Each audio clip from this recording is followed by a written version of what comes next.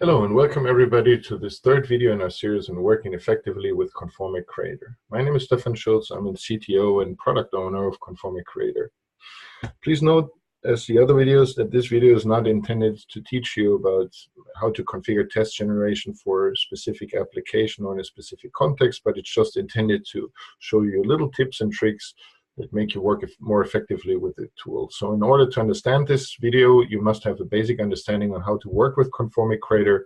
For example, you have taken the Conformiq Greenbelt training. Now in this part 3, we will focus on test generation.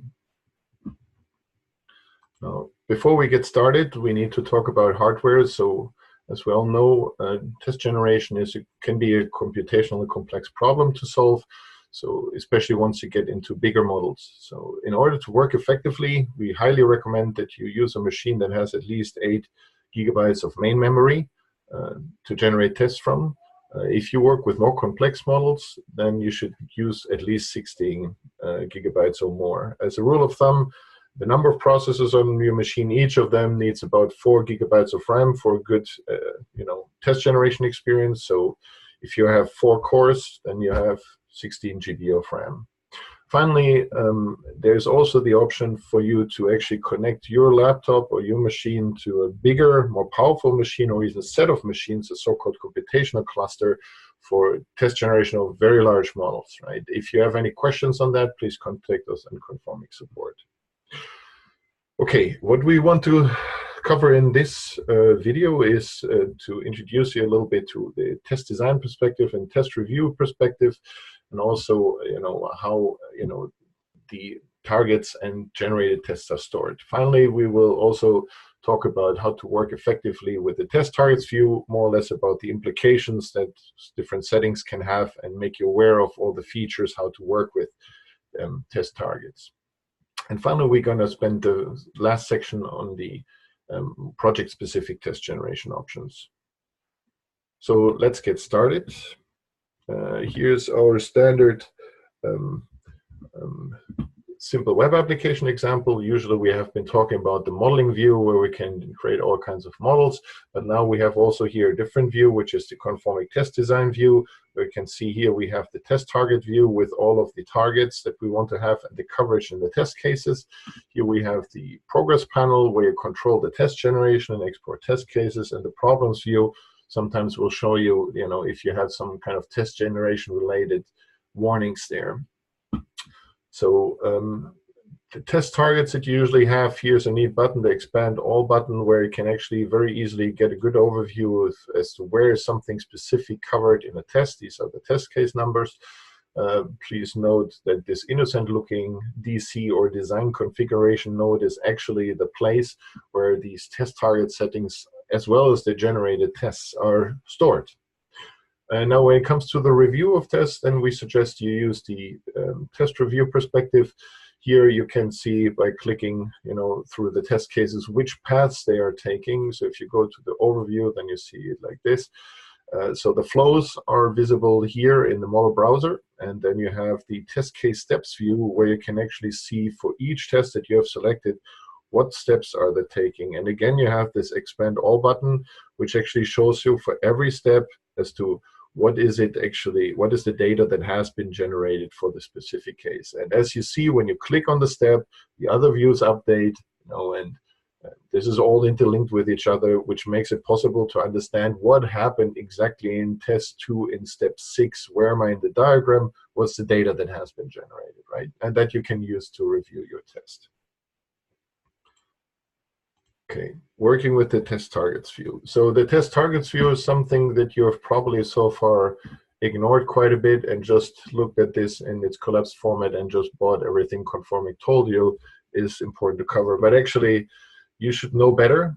This is actually telling the tool as to what you want to see tests for, right? These are the test targets which are automatically extracted during the load process, and you can actually vary each of them, right? By default, there's a lot of, everything is more or less set to target, and if you want to make some changes, you have to change this configuration. Now, let's assume this case where, let's say, invalid login is not ready in my application yet. I have it in my model, but I don't want to have test cases for it. Okay, I can go to the test design, and I can basically say here, invalid login. I want to set this to block, right? And then that means I don't want to see any test cases. So what will happen, and what you will see now, is once I regenerate test cases, it loads the test targets from me and then starts to see, how it can cover it based on the current model. So as test generation proceeds, right, it's trying to look at the tests that it has originally done and then trying to generate some new tests. So once I stop this, what you will see happen now is that actually my test coverage is no longer 100%, and actually I have, as expected, this invalid login less. Now the question is, why do I have no longer 100%? And what I can do is I can look for these marks here, which means not covered. But I can also do this a little bit smarter by going to coverage filters, targets not met, and then I see all these targets that are not met, right? And if I go back to my diagram, then I notice I've only blocked the activity, but it's still trying to generate tests for the else branch and for this control flow, as well as for the action. So these are here. So these targets are basically never reachable. I cannot reach them because I told the tool myself to block them, right? So if I go through and I set all of these to don't care, I don't have to even generate any tests anymore, because as you will see, if I click on this, I get this removed. So here I basically see now, okay, I have now 100% coverage. Why is it 100%? Because I no longer have them set to target, right? So this is an important process that you may also encounter without blocking targets, that you have by construction some checkpoints which cannot be reached. And then you need to set them to don't care, to avoid that the test generation takes longer, right? Because obviously when targets cannot be met, it may take a significant amount of time for Conformiq to give up and say, yes, there's really no test I can generate. So when you have unreachable targets, please always set them to don't care. That's the main lesson learned here. So if we look at this from a different point of view, there is also the so-called test generation plateau phenomena. So once you get to quite large models, it can happen that your tool reaches a coverage, which is usually around 10 minutes, which we call the final coverage, which may not be 100%. And then the question is, right, do you want to wait until Conformiq calls it off and says, like, I cannot cover anything more, or do you want to stop at this point, test generation, and evaluate, are these remaining targets actually unreachable?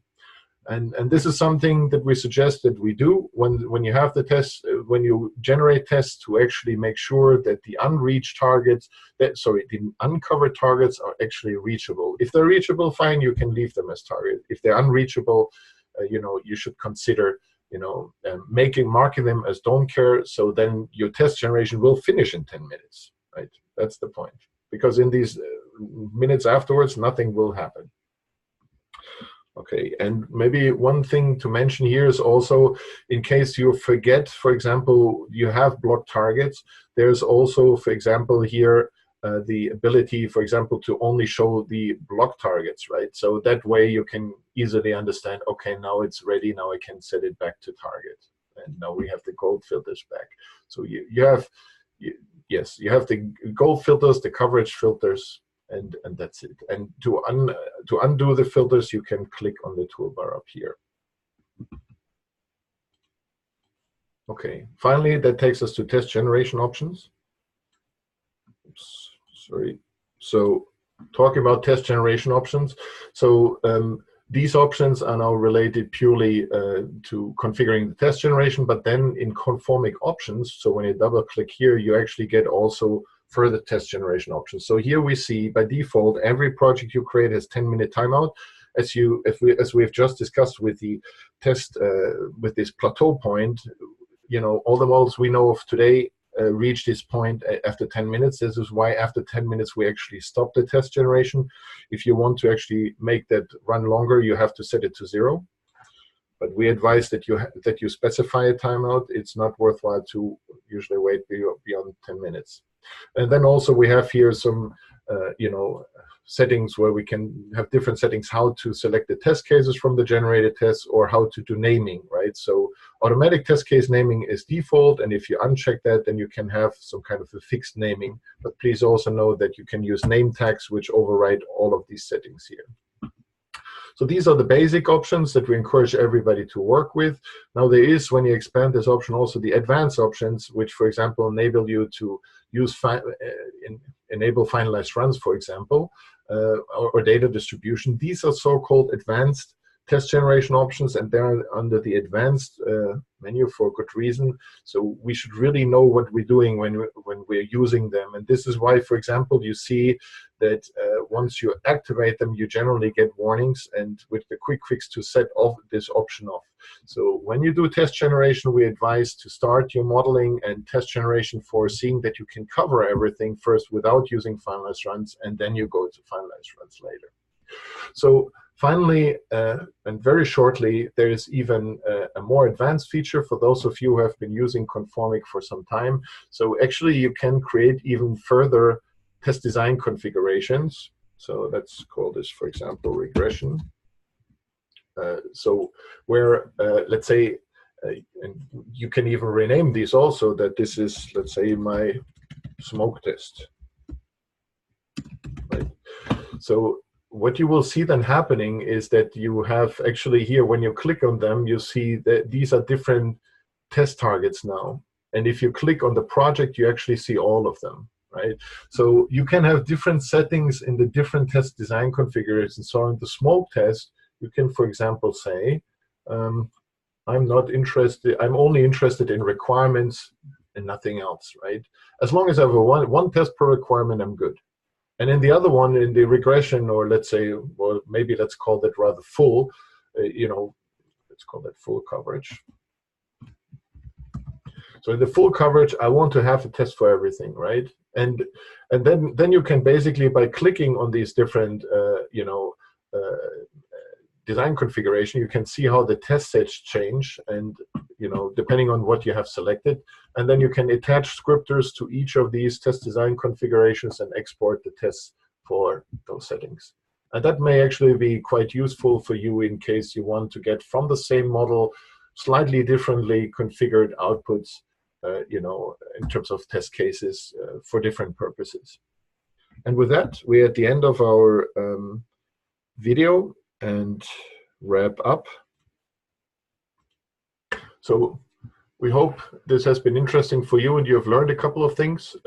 We're happy to see you again on our next video in our series, Working More Effectively with Conformiq Creator. Bye-bye.